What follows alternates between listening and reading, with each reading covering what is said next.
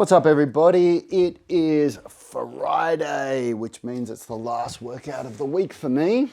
And I'm very happy about that because it's been a really good week so far.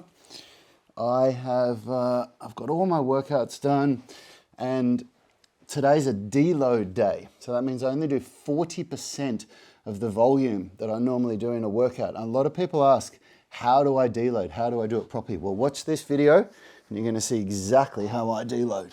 So instead of doing 5 rounds of my primary workout, I'm going to do 2 rounds. And instead of doing 3 rounds of my supplementary exercises, I'll do either 1 or 2 rounds. So you're still aiming to lift the same amount of weight. So you're even still aiming for increases in intensity, which means if you could safely add weight, even during a deload week, then you can absolutely do that. But you reduce volume.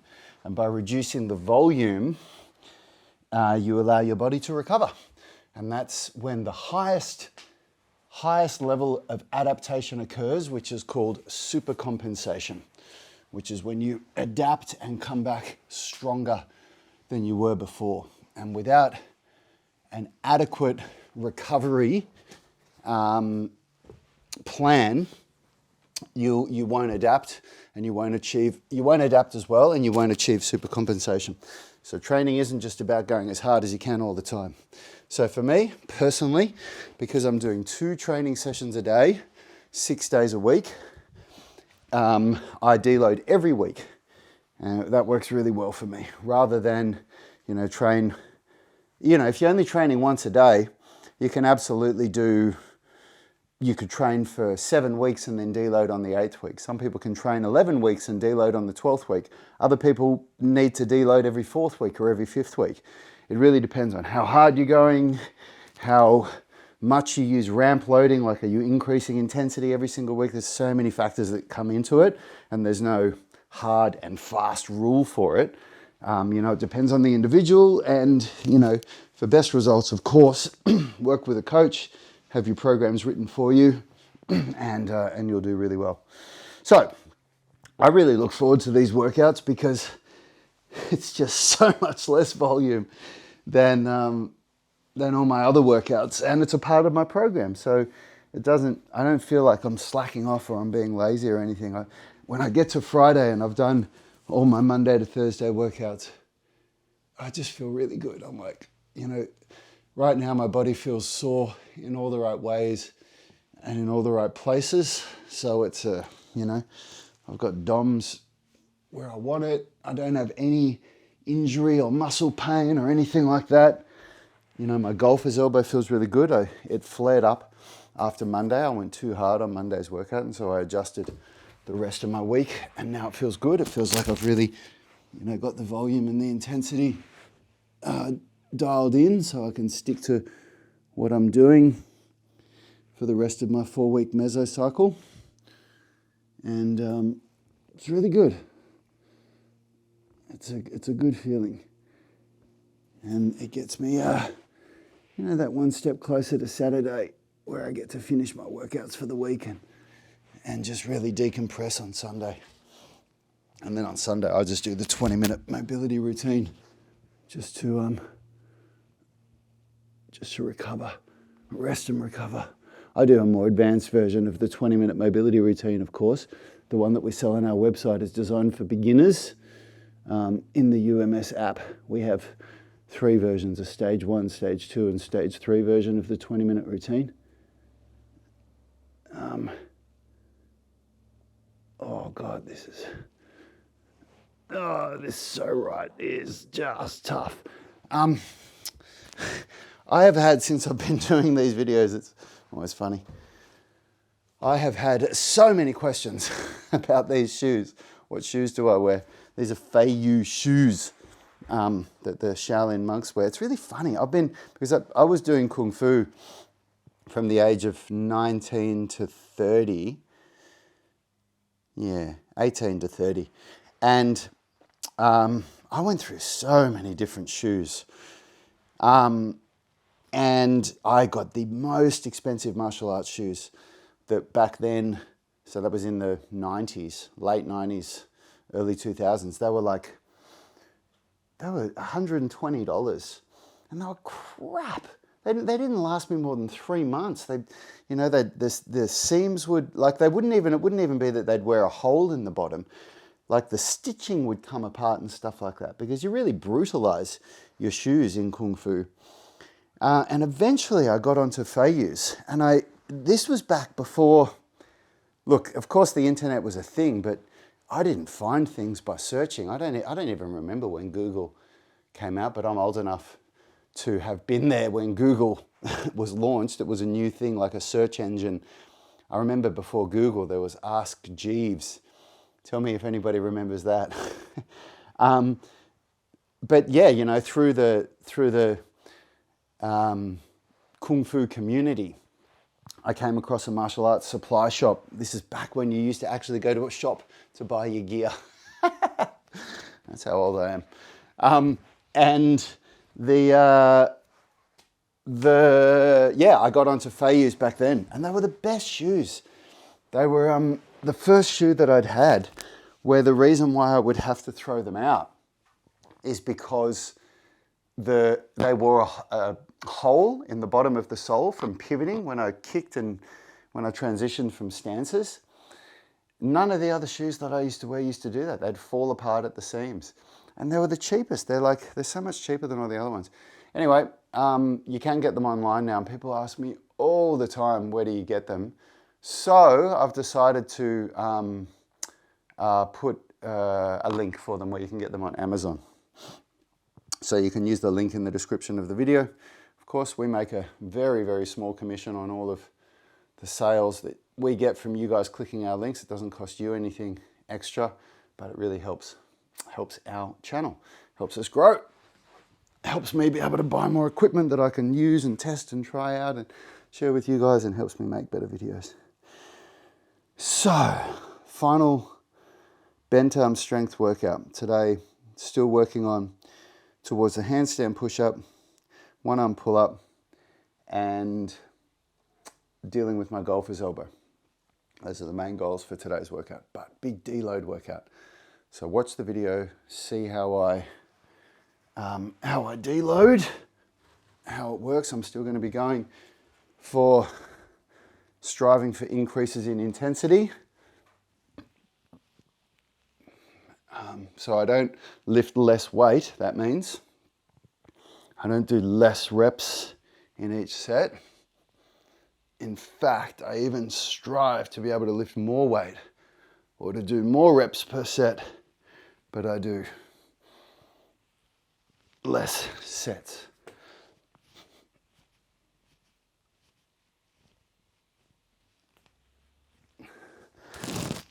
All right. Man, for calisthenics, I always warm up with a regressed version of the movement that I'm going to do. So for a pike push-up, my regressed version is the protracted push-up.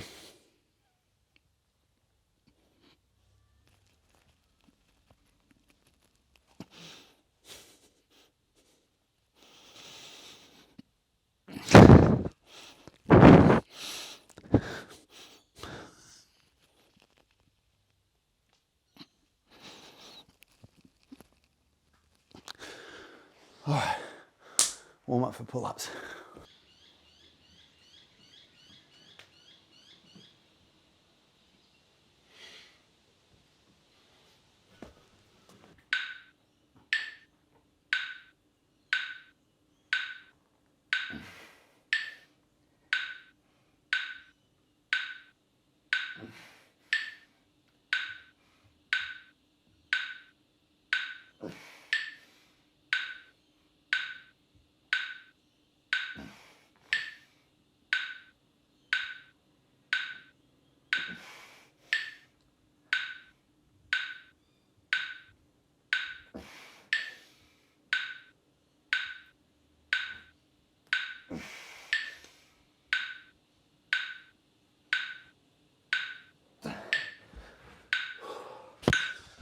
Whew. All right, that's half my pike push-ups for the whole workout.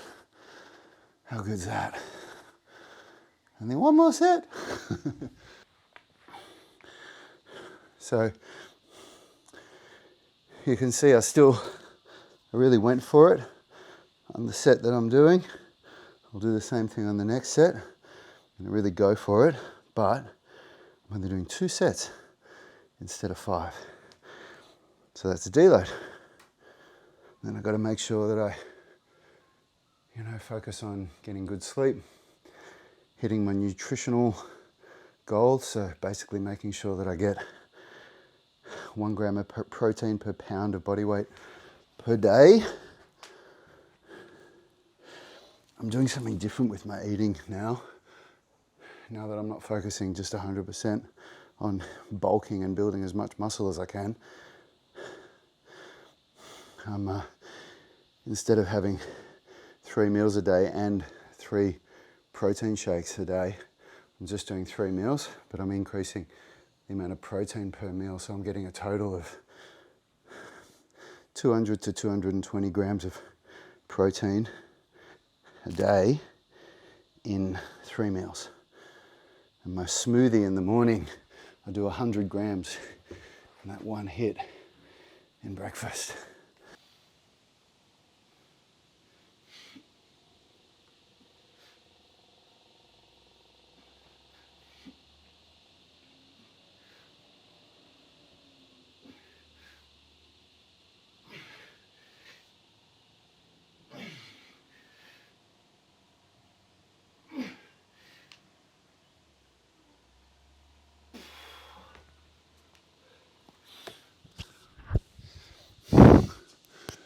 So,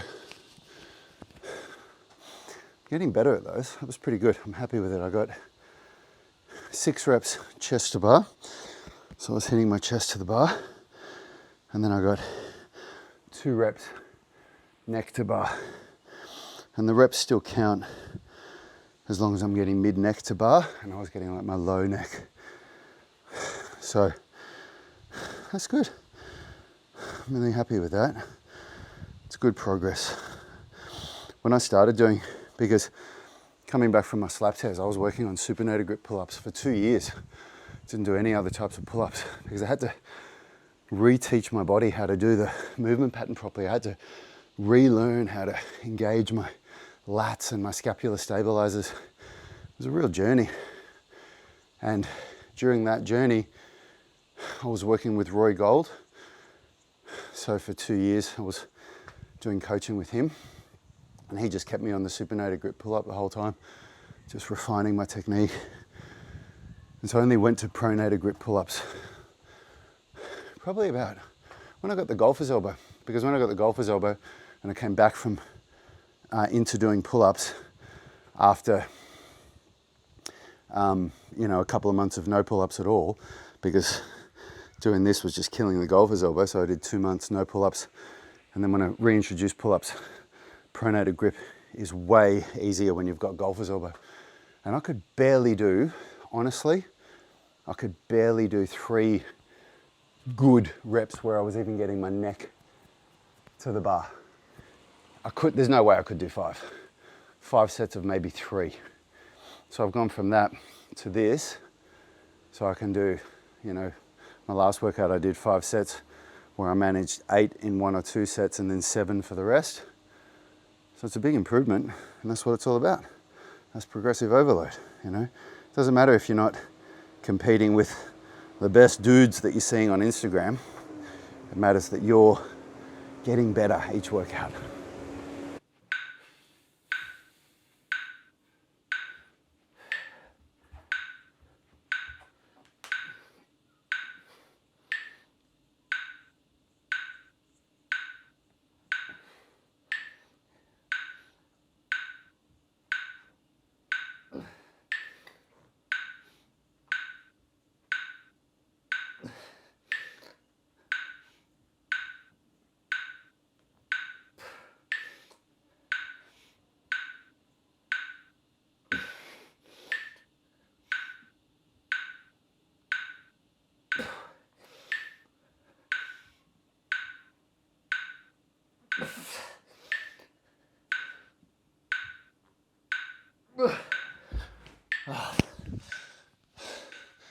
I lost my tempo on that 8th rep. Didn't do a proper 3 seconds. Just because my mind just started wandering. But it's okay, I still got the reps. And that's it for pike push-ups. Tick. How good is that? Woo! Just got to do one more set of pull-ups now. And then my primary exercises are done. Then just a couple of rounds of supplementary exercises. Job done. So good.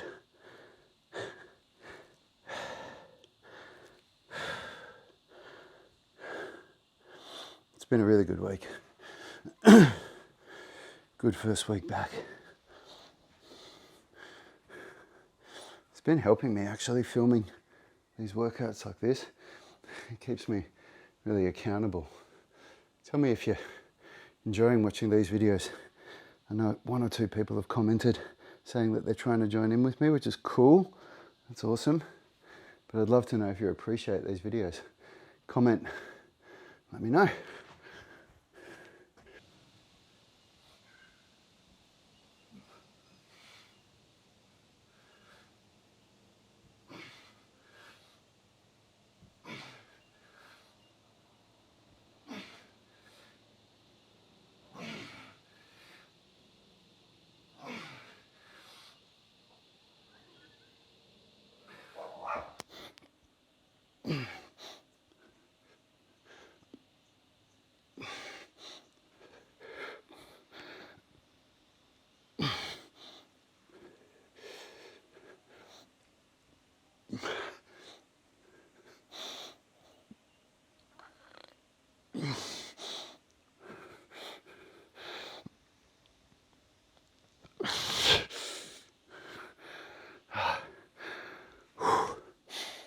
Oh, that was tough. I haven't done hammer curls in a while, so the grip is a bit of a change for me, but I got it, so that's fine.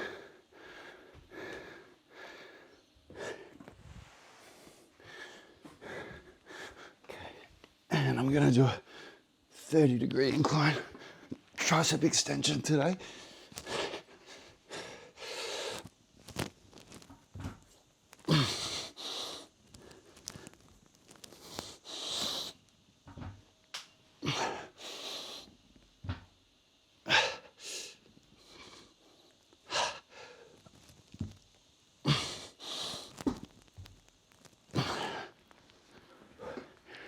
So you got to make sure when you do an incline tricep extension that you do your humerus still stays vertical as best as you can. That's the idea of changing the angle with the bench, is that you still keep your humerus vertical at all times. Same with the bicep curl. And you know, that's what changes the way the muscles are used, and you know, creates more adaptation. I guess I should move the camera down there, shouldn't I? And I should turn the white balance down. Okay. Okay, my butterfly stretch. So I'm getting my bum against the wall. Get my weights up. And then I just relax into it first. Let the weight push me down. Try to let my nervous system go, okay, this is all right. Make sure my bum's against the wall. Now I'm going to contract my glutes hard. So I'm tensing my glutes, creating a strong end range contraction. Helps to inhibit some of the neural response, some of the sensory neurons that tighten up the adductors and restrict the flexibility. That's what end range contractions are all about.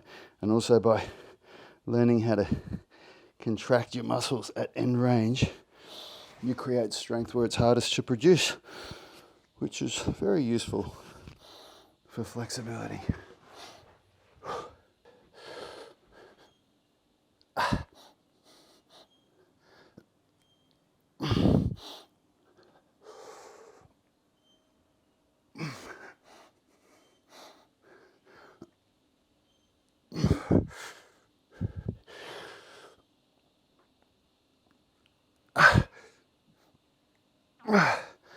That's enough.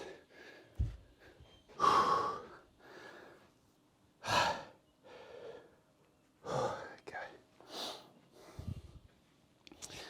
I don't really mind resting too much between my triceps because I'm not doing maximal effort on triceps. I'm just maintaining structural balance in my arms. Let's say this isn't max effort because my biceps are the weaker muscle in the arm relative to the triceps.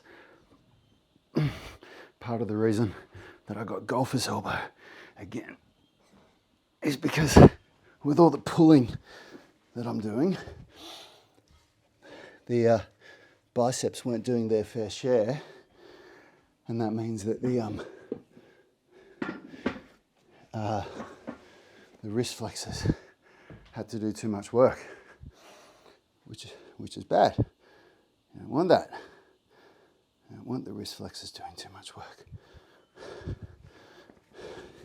The wrist flex, yeah. Okay, here we go. Oh, this workout is almost done.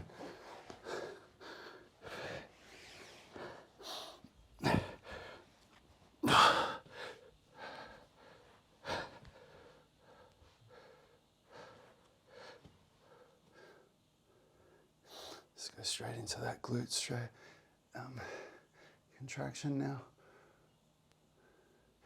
Took me so long to learn how to contract. I mean, I'm still getting better at it. Getting better at learning how to contract my muscles at end range. It's not something for me that I've yet experienced where I'm like, I can do that. I'll move on to the next thing. Like what happens with a lot of exercises, you know, these end range contractions, I just keep getting better at them over time. So if you think that you've mastered end range contractions, think again, in my experience. At this stage of the workout, not only am I really hot, but I'm so sweaty. I need something on my knee to stop my elbow sliding when I do these. But it's also bloody hot and I'm dripping with sweat.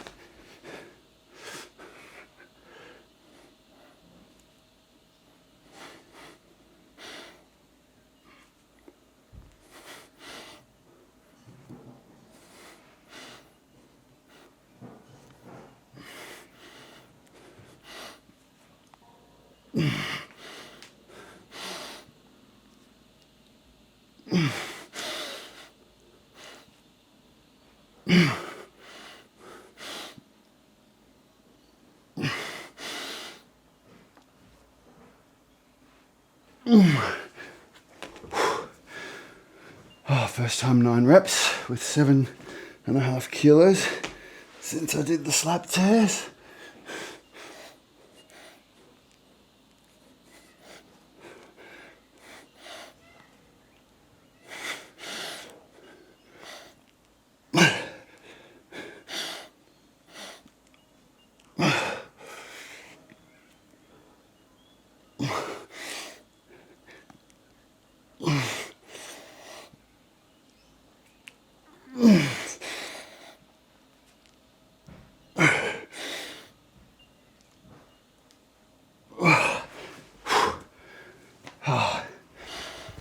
Such an underrated exercise. Most people don't train the rotator cuff and the scapular stabilizers properly, and creates real bad problems in the shoulder. Okay, let's see what I can do with grip crushing.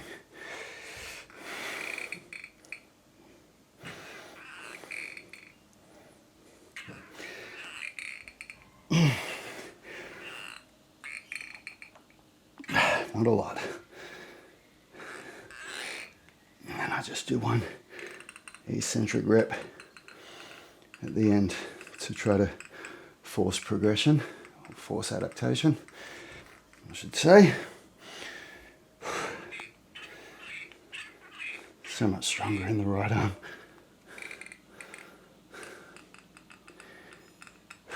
Which is one of the reasons I'm doing these, right? Major strength imbalance from left to right. Most people have it. Unless you're truly ambidextrous. And then expand your hands. So these come from Iron Minds, the same brand as that Captains of Crush, and you get them as a set with the Captains of Crush, and 9 sets of these expand your hands. And of course they're just rubber bands, of course they are. But the 9 sets are, you know, incrementally more challenging, so you can accurately use progressive overload. So there's a link in the description of the video where you can get these as well. They're really good. Really good brand, Iron Minds. Okay. Let's record my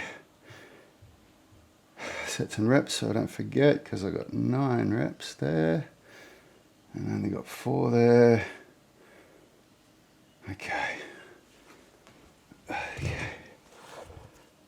Dripping with sweat at this stage of the workout. Last set, come on.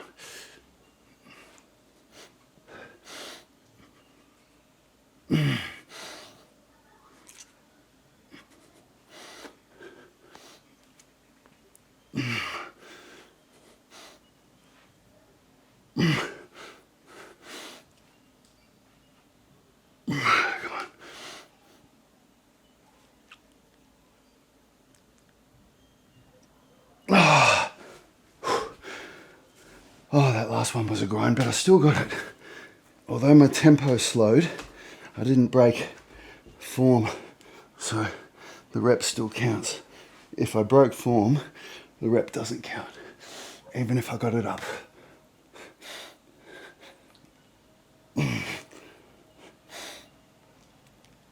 I keep moving my elbow because my arm keeps sliding.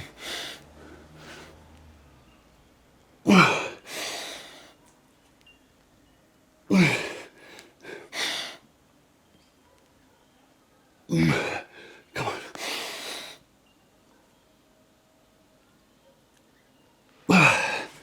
Woo.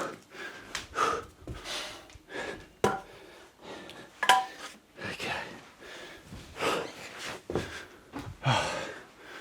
Might just rest 30 seconds before I do this grip crushing, just to see if I can get a better set. Of course, more rest, you can produce more strength, of course. But there's a balance for me of, like, there are program phases where I'll have much more rest. Usually I don't rest more than 3 minutes because I do antagonistic movements. So it'll be like the pike push-up, rest 3 minutes, then the pull-up, rest 3 minutes. So by the time I go back to the pike push-up, it's been like 7 minutes or 6.5 minutes. But, you know, there's also all these other things that I want to work on in a workout, all these little things like this stuff. And if I take too long resting, I just don't have enough time to do it all. Yeah, that's better.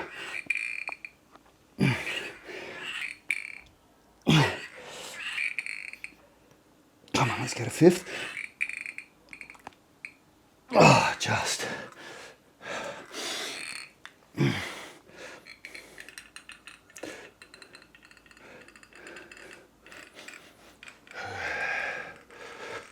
All right, watch how much easier it is on the good side.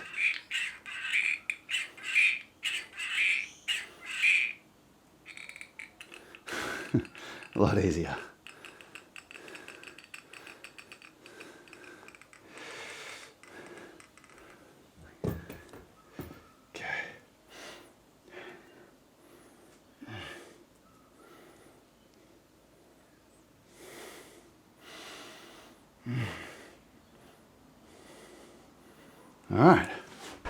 All right, now finishing everything off with my wrist flexion and extension. So, golfer's elbow specific rehab work.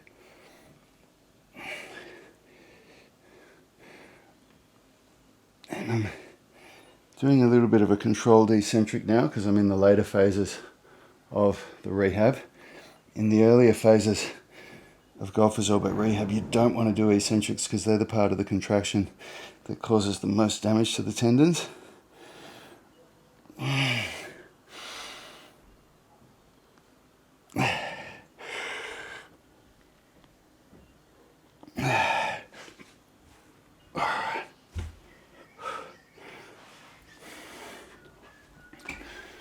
I'll just power through these.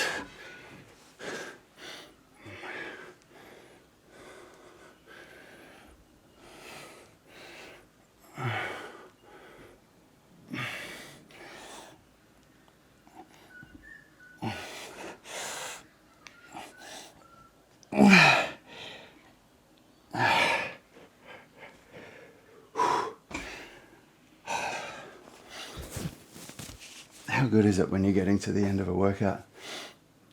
And a good deload workout, like at this stage, I feel like I could do heaps more.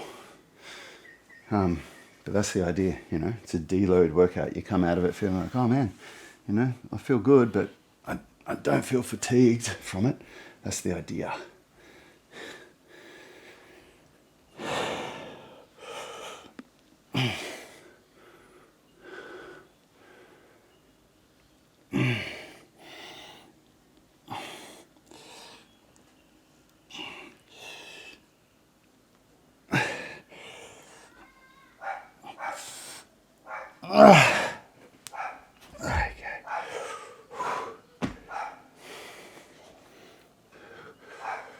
So, you can see I did 2 rounds of everything, still lifting the same weight, and still, oh